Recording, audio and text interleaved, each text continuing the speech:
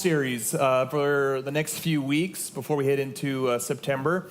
And we are exploring not only the riches of the Psalms, but how they are a bit of a playlist for life, how we can use them and utilize them to meet us in very emotional and visceral situations in our life, that the Bible gives us a book to meet us in very difficult and joyous and sad and hard and wonderful places, and how we can just live a life of song to him through these things. And, there's a great line from a very rich theologian named Trent Reznor. Some of you got that. He was the front man for Nine Inch Nails, by the way. But he said, anger is energy. And when I put it into music, it's like I'm turning pain into power.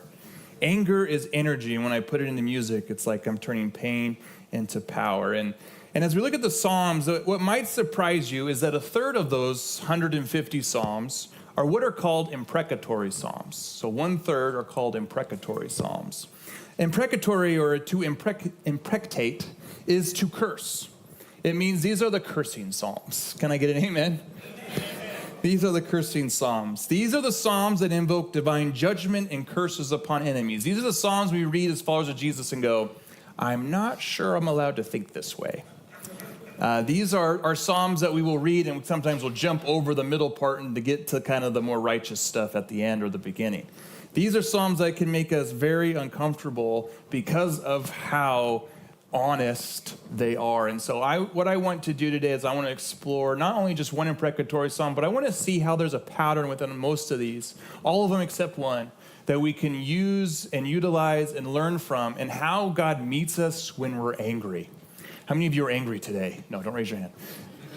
I think it's really important that we learn how God meets us in our anger. And if I was to try to make a modern connection to the imprecatory Psalms, I would say these are the country music Psalms of our day. These are the country music songs. And I just ruined country music for you, or I ruined the Psalms for you. I'm not sure which one. But when Carrie Underwood is advocating for women who have been cheated on to dig her key into the side of his pretty little souped-up four-wheel drive, I'm pretty sure she's not actually advocating for vandalism. I'm pretty sure she's probably capturing an emotional reaction of, this is what I really want to do right now, right? And a lot of country songs are like that. And I was talking to Corbin this week, and I was like, what's the modern connection? He's like, oh, country songs. Country songs for sure. And I think he's right. I think the Psalms of the imprecatory Psalms can be related to how they meet us in a raw and authentic way of hurt, betrayal, anger, frustration, all things that we feel throughout this walk in various degrees. And it shows us how God is a place for us to put those things and how we sing those things out. And it's a really important thing, because I don't know if it was just the way I grew up or not, but I don't remember ever being taught this is how you really deal with anger.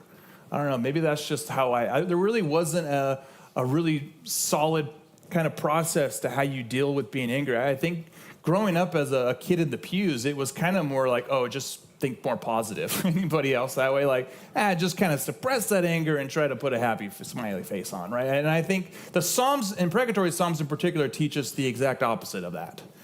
There is a 1/3 of the Psalms that are teaching us that there is a safe place, a raw place that we can expose our anger. And that's a really important thing. And as I've walked with the Lord, especially after I learned what these imprecatory Psalms can do, it's really changed my life and how I deal with these emotions. And I hope it does for you today, because in these Psalms, God gives us a way to properly deal with our anger where our pain is turned into power.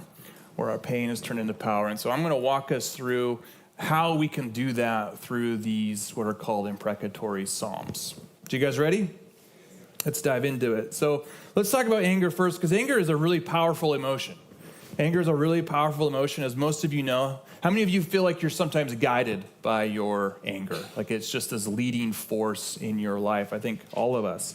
It clouds our judgment, especially in the moment of the fresh, raw anger. It's hard to make rational decisions, even though they seem rational at the time.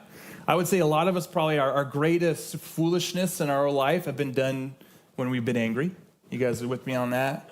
Some of the decisions you've made being angry probably have not been the best. If it's not dealt with, it can easily consume us. We can just become angry people. We talk a lot about what it means to follow Jesus, how it forms us. Well, we can easily be formed by our anger, can't we? We can easily be formed into angry people, and it occupies our minds. Things that just kind of consume our thoughts, and everything that we see in this world is viewed through the lens of what angers us. I think there's a lot of that in today's world. It results in a lot of distancing ourselves from other people and relationships. Probably the biggest casualty of relationships is anger. We distance ourselves from God even because we kind of have this resenting force against him too. Like, how could you make this happen? How could this happen to me? Do you know what I've done for you, God? All of these kind of internal thoughts that we get through these moments. Again, anger is a culprit of many broken relationships, not only just relationships between each other, but anger between God himself. Tim Keller has a great line around this. He says, anger, when it festers, becomes a fire that consumes not just the situation, but the soul. That it not only consumes the situation, but the soul, that it can actually be a driving force on who we become and who our life force. It can lead to vengeance, division, and a hardened heart. Vengeance, division. And again, I think the hardest thing there is the hardened heart, just this callousness to seeing anything else. And if you're in the spot of the hardened heart, you're in the likelihood of Pharaoh, and you're in the place of many of the rulers that we don't want to be like. And so anger can easily form us into those types of people. The gospel calls us to surrender our anger to God's justice, or it will lead us to ruin. So there is a power component behind our anger, that if we surrender it and rely on God's right standing, his right actions, it can save us, or it can lead us to ruin if we do not. In Ephesians 4:26, Paul's actually quoting Psalm 4:4 to the Ephesians when he's writing his letter, but he says this really simple line: when angry, do not sin. When angry, or in your anger, do not sin, depending on your translation. And I think this is important because Paul isn't saying anger is wrong, is it? He's recognizing that, you're going to get angry in this world, but don't let that lead into sin. Don't let the anger be the driving force. This is why I think the imprecatory Psalms are so important, these cursing Psalms. They meet us in our anger and can teach us how to process that anger in a way that drives us into the arms of God rather than the arms of vengeance and sin. And I think this is a really important thing, is that we learn how, when we're angry, we learn how to incorporate God into our walks rather than just allowing that anger to drive us. So in any imprecatory psalm, all of them except one, Psalm 77, gives us a really similar pattern of how we deal with anger through the psalm. This is why I'm not going to go through just one psalm. I'm really going to incorporate quite a few today just because I want you to see this pattern.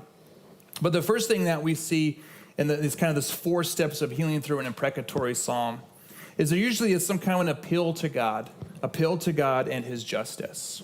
So there's usually this kind of direction, as this first approach that we see, and how do we appeal or direct ourselves to God and his justice? What is right versus what is wrong in our world. And then he goes into the second portion, is be honest in your expression of faith. This is the hardest thing for us to do usually, because again, we have this kind of churchy filter that we like to even when we're in our prayers, right? I think a lot of times when you learn how to pray, you're just like, Father, thou art good, right? And you're like kind of have to feel like you're in this reverent place, which you are. I'm not going to try to take away from that. But I think it's easy not to be honest with things that are going on internally. It's easy to not be raw in exactly, especially when you're angry. When you pray angry, there's some stuff that comes out, right? Be honest in your expression of pain. We see that in the imprecatories. And the third one, it talks about focus on God's character. Focusing on God's character. You'll see a pattern here where there's appeal, the honesty, and then there is a focus on who God is. And then finally, in the fourth spot, there is a hope in God's deliverance and justice. In every single imprecatory psalm, again, except one, you'll see this pattern throughout the entirety. And to me, it's the pattern that speaks to me as much as the words do. That the psalmist is giving us really important things. Okay, this is how I think about anger. How do I incorporate God in my anger? And so we're going to look through this.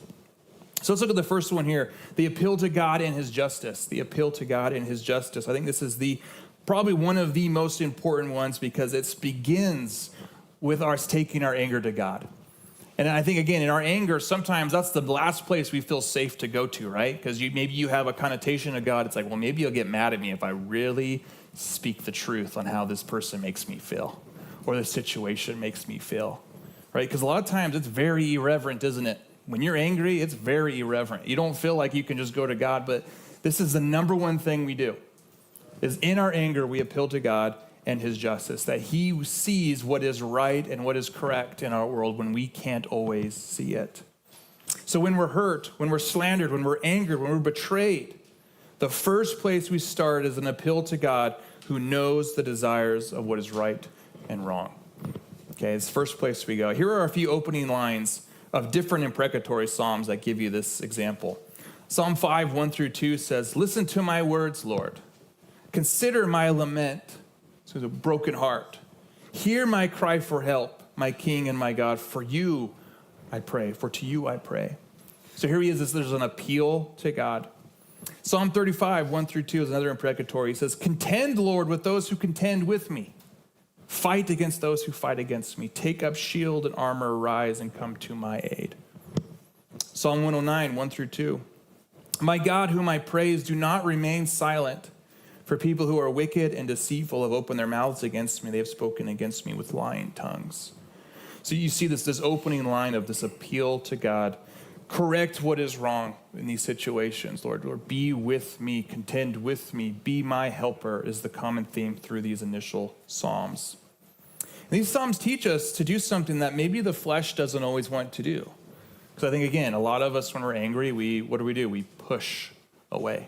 Right? We push away, whether that be people or relationships. We often, and we maybe don't want to admit this, but we strike back in one way or another. Maybe not physically, but we will often react in a way that says, that has some kind of a strike to it, usually just with our words.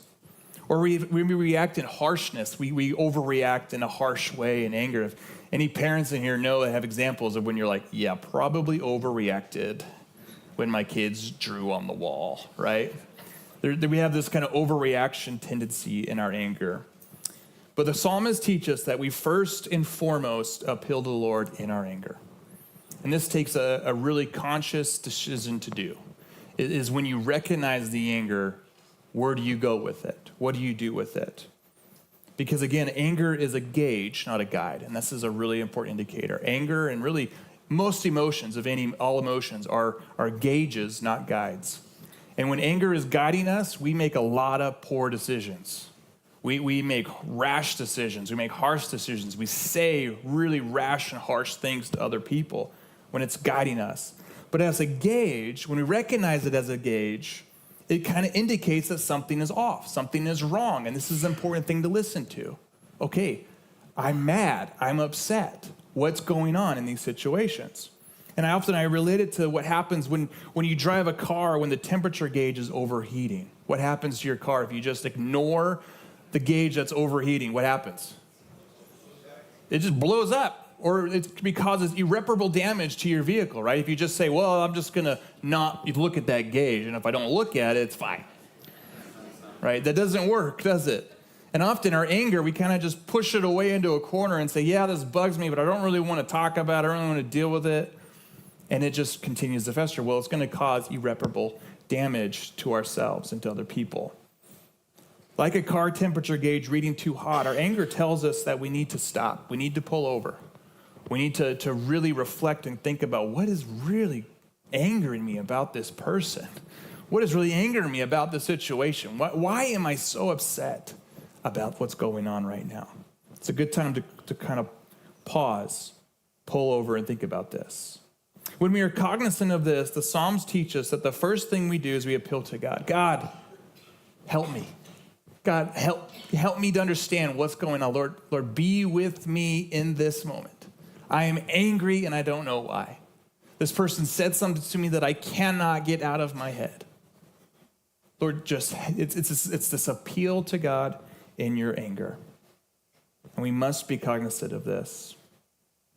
The interesting thing with Psalms 4 and Ephesians 4, with Paul's line there, the line where he's talking about how we do not sin in our anger. There's a really famous kind of second portion of that line that talks about like not going to bed when you're angry. And I think, and Amy's in here, she can contest, or not contest, I hope, but she can attest to this. But she, when we were first married, I think we kind of took that really literally, and we're like, well, we just can't go to bed until we fix the problem. And how many of you know when you get tired, you're probably more angry? And it wasn't helping, right? 1 a.m., 2 a.m. came around, I think we started getting more angry with each other. And what I started to realize after reading Psalm 4, which is where Paul is getting that from, is that the Psalm 4, in that portion of the particular text he's talking about, is actually about laying in bed and reflecting on whether your anger is righteous or not. It's about laying in bed quietly reflecting, is it something I did? Is it something within me? Or is it really something that these people did? It's really about stopping, pausing, and allowing God to minister to where you are in your anger and whether, because I think all of us, we read Imprecatory Psalms and we're always the person that's like, I've been done unjust, right? We're always that person. But I think in these situations, the pausing allows us to then really reflect, okay, is it valid that this person is angry and what they said to me? Is it right? It just kind of allows you to untangle some of the mess that happens. And that really helped me in understanding what Paul was talking about in Ephesians 4. Was he was really talking about this idea of self-reflecting and in your anger.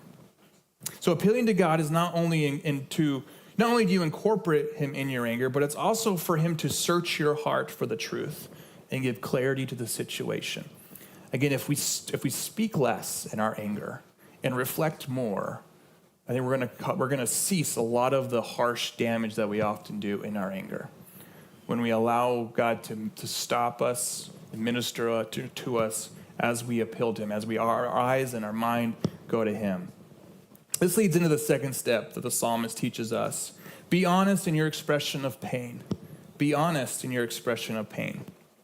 Again, one of the things I appreciate about my Lord, and I walk with him, this is me personally, is that I can say things to him that I couldn't normally say to another human being. And I don't know if that's a healthy thing to say, but I'm going to say it because that's how I feel, and that's the truth.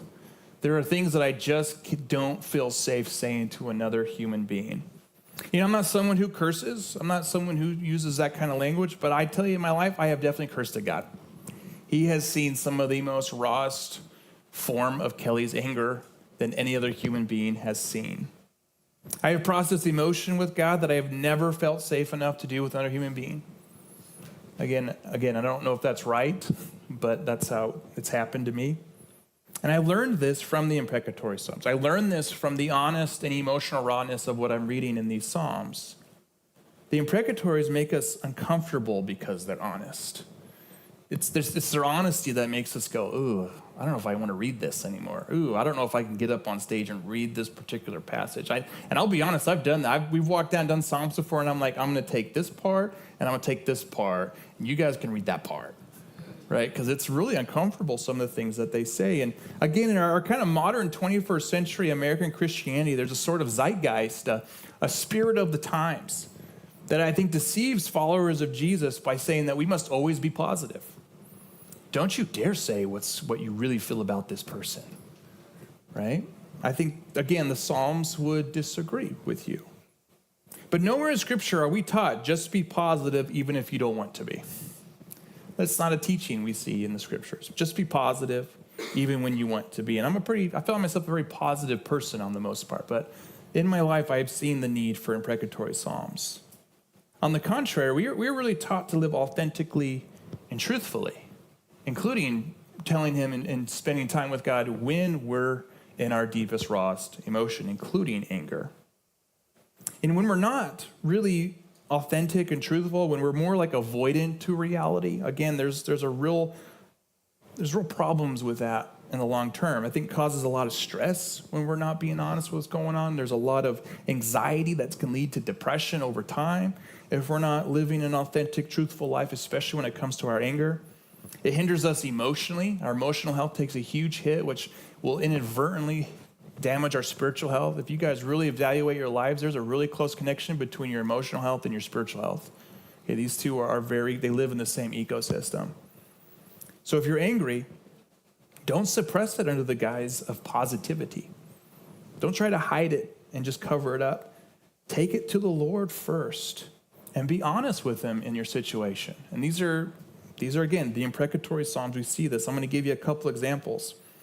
These are honest expressions of anger towards others in the Psalms. Look at Psalm 109, 13 through 14. It says, may his descendants be cut off, their names blotted out from the next generation. May their iniquity of his fathers be remembered for the Lord. May the sin of his mother never be blotted out. Imagine the raw emotion of saying, hey, I hope your mom never receives forgiveness. That is some real emotional, isn't it? That's some real emotion. That's some deep down human emotion coming out in these imprecatories. The raw anger of wanting the person who hurt you's family line to end and never see forgiveness. That's tough. But then when you think about it, and let's be honest again, ever been so angry or hurt that someone in your heart that you don't want God to forgive them? I think if we're really honest, there are some times and some people where you're like, I just don't want God to forgive this person. And maybe you've never been there, but there's a psalm there if you ever are. Because this is how these imprecatories are laid out. And again, there aren't these like mandates of God say, yes, pray that prayer and I'll do it. It's really, again, this connection of people revealing this honest and emotional raw connection to God, saying, this is how I feel. This is how I feel. I'm so angry with that individual. And then I'm going to make you really uncomfortable because I'm going to read Psalm 137, 8 through 9. This is a very kind of PG-13, so hold on to your butts. All right, Psalm 137, 8 through 9. Daughter of Babylon, doomed to destruction, happy is the one who repays you, according to what you have done to us. Happy is the one who seizes your infants and dashes them against the rocks. Again, people who read these, especially people who follow Jesus, are like, we're not allowed to say that. This is, again, deep, raw emotion. And, I almost didn't put this one in because of its uncomfortability and its nature. But here again is an honest expression of retribution. It's what it's saying, especially in the context of this. Babylon comes in and destroys Jerusalem. And if you've ever studied or read about an ancient siege, it is probably the worst place to ever be a human being. There is nothing off limits in an ancient siege. It is pure death and destruction and depravity. And yet you see this lament, this imprecatory by the Israelites, and there's a deep sorrow within their hearts that's saying, make them suffer as we have suffered. And they're doing it to God. Have you ever been in a situation where you're like, I just want them to suffer the way I've suffered? This is where that emotional connection is coming to. And God, again, is not going, okay, I'll do that. He's giving them this connection to say, I want that raw, honest expression, that retribution and that vengeance that you would, if it wasn't for this placing it onto God, a lot of times we put it onto other people. They're not actually living these things out. They're not doing these things. They're giving the expressions to God. That's really important. Again, we might not want to admit it to others, but here we have Psalms reaching to God with the raw, honest emotions of pain, anger, vengeance, and retaliation. Those are ways that we can deal with it that the scriptures give us. Again, we read these not as indictments against God's character. He doesn't act on these petitions as far as we know. What it teaches us, though, is in how Israel demonstrated honest expressions of people's pain and anger, directed to God rather than taking on actions themselves. So it's a really helpful thing to know that, especially what helps me in understanding these is because I know I can go to God and I can be as honest and raw exactly how I feel. And he's not going to look at me like, oh, gross. And he's going to look at us and go, yes, thank you for giving me this. This is what I want. I want you to surrender what makes you angry to me. Be honest and real. Temper Longman III, he wrote one of the best books on Psalms. It's called How to Read Psalms, or How to Read the Psalms. And he says this about this kind of thing. He says, God does not recoil from our anger or raw emotion. People will recoil from your anger and raw emotion, but God does not. He invites us into his presence to wrestle with it. And this has been the blessing in my life through the imprecatories, is that he allows me to be in a safe place to wrestle with the anger. The Psalms teach us that God's sacred space is big enough for our laments, our fury, and our doubts. Please hear that. Please hear that. that his space is sacred enough for our laments, our fury, and our doubts, where he meets us with patience and transforms our pain through his steadfast love. Through his steadfast love. So in your prayers, I want you this week, put aside the Sunday school language. Okay, put aside the thou art goods. And really have an honest conversation with him with what makes you angry. And maybe you got to write it down. Maybe you got to spend time not speaking for a while and just allowing him to read your heart and your mind. Kind of that first step is just allowing him to bring things to the surface that have made you angry for a really long time. And some of those things will bubble to the surface. And then be honest with him. Tell him exactly how you feel. You know, one of the best things about Pastor Alex in his counseling is he is so good about helping you put a word to your emotions. That's helped me a ton in just being here these last couple of years. And so sometimes you just need to talk to other people to help you put words to emotions so you know exactly what to give to God. And there are times where I'm like, I can't even express God exactly what's going on, but I know my gauge is reading hot and I don't know what to do about it. That's a great prayer. It's a great prayer. He gives plenty of examples of people just pouring out their anger into his hands. And this is exactly the sacred place of our God, is put your sacred anger here in his hands. And then it's from these that the psalm makes a pivot into focusing on God's character. So we have the appeal, then we have the honest expression of anger and pain, but then always, except for once, is there's an appeal to God's character. So as we process this emotion with God, we never allow ourselves to forget who he is. And it's a fact that we focus on. Look what the imprecatories do here. In Psalm 109 again, 26 through 27, the pivot happens here. He says, help me, Lord my God. Save me according to your unfailing love. Let them know that it is in your hand, that you, Lord, have done it. So after his appeal, after his honest expressions of pain, hurt, he then turns and says, save me according to your unfailing love. Help me. Be my Ezer. Help me. Let them know it is in your hands, God, and that you have done it. There's an appeal to him and his character. Psalm 69, 13 through 14 says, But I pray to you, Lord, in the time of your favor. In your great love, O God, answer me with your sure salvation. So there's a pivot here. And if you ended the imprecatories after the honest, raw expression of pain, it would be kind of depressing, right? There's only one that does that. Every single time other than that, there's one that shifts us into the focus of who God is and his love. It's here in the process of these Psalms that we begin to shift away from really the brokenness and honest expression into remembering who God is, and more importantly, his love for us. You know, one of the hardest things I ever heard while I was pastoring was there was a guy in our church. Oh, this was a long time ago. But, you know, he said something along the lines of, you know, you preach on love too much. And I already know God loves me. And so we're out. And I remember being like so confused by that. Because I didn't know, I was like, have you read the Psalms? It's like every single one has some kind of a loving component to it. And I don't remember how I responded, but that has always stuck with me. That has always stuck with me. Because these Psalms teach us over and over again that it's God's love that reaches to us in our anger and rescues us. Now, this is an experiential love that really just goes way over this knowledge of knowing who God is. Experiential of having God's love really shows us that it's not something that we can ever outgrow. Like, I don't ever see myself at 96 years old and being like, you know what? I think I fully understand God's love now. I just never see that day happening.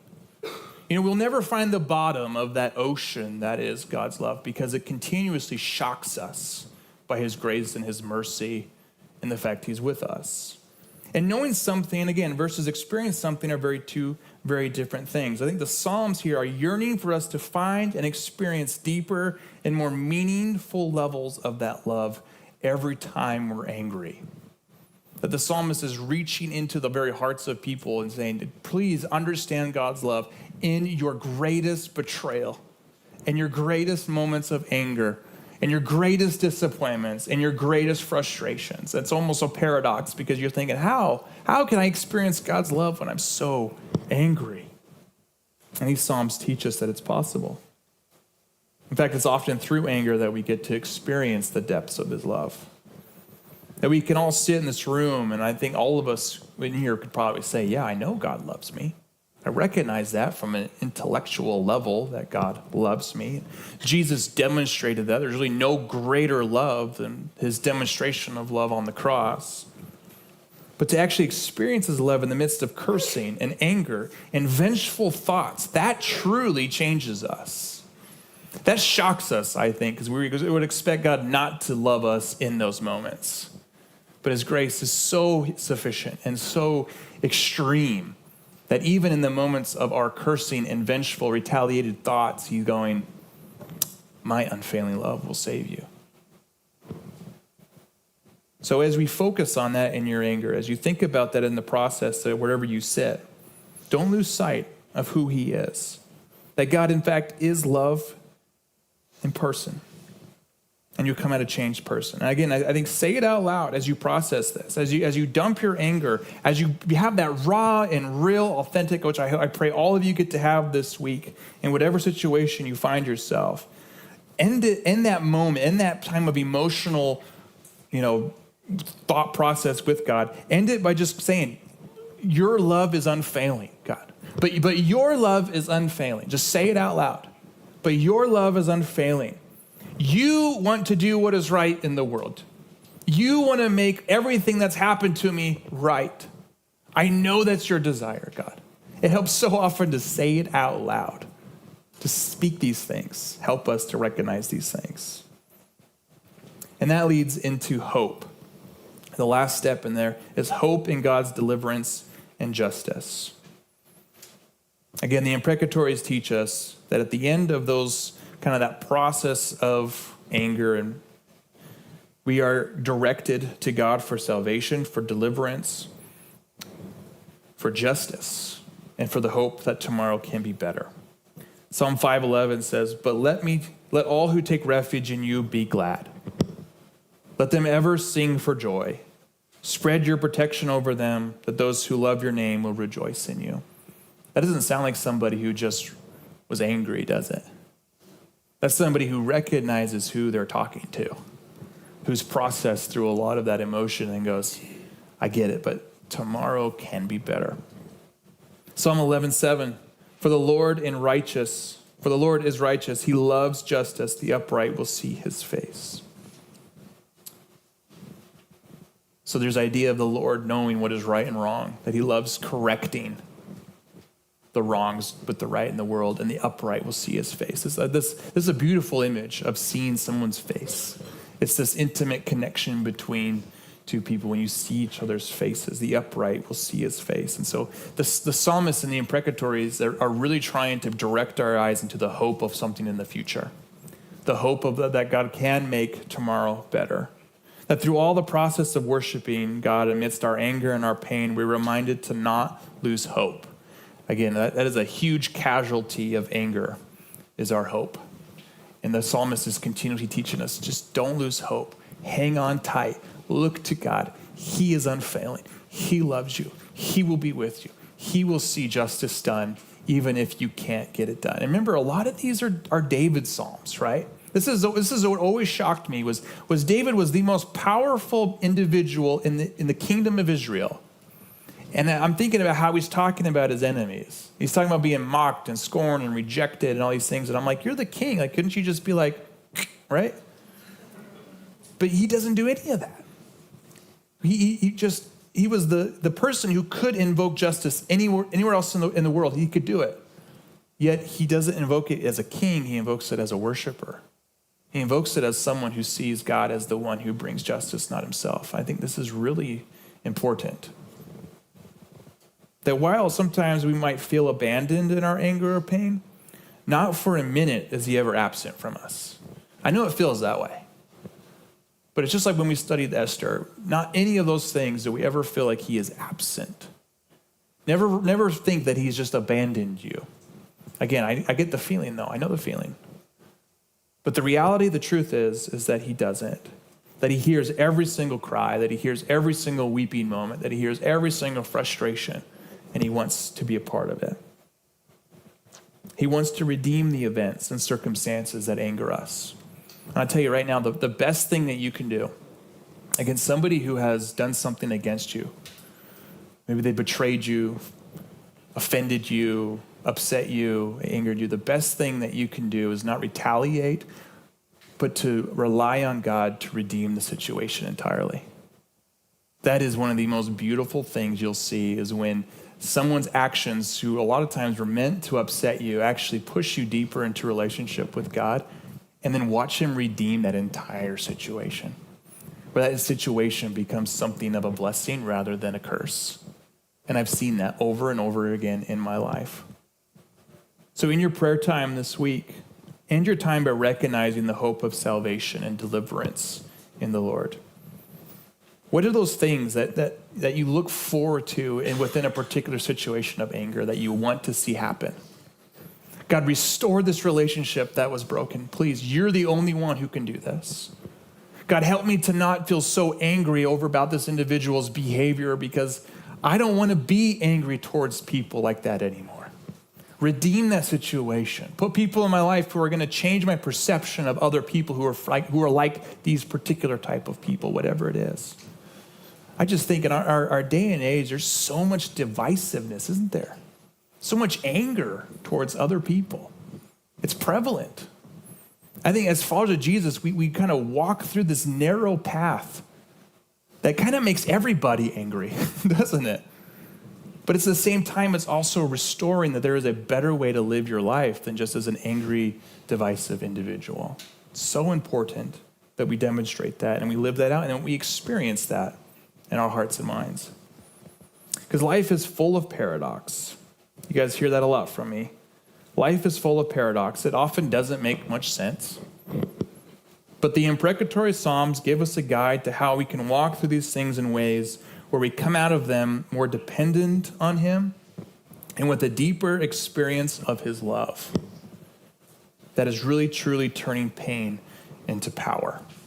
And I think God wants to turn a lot of our pain and our anger and use it for power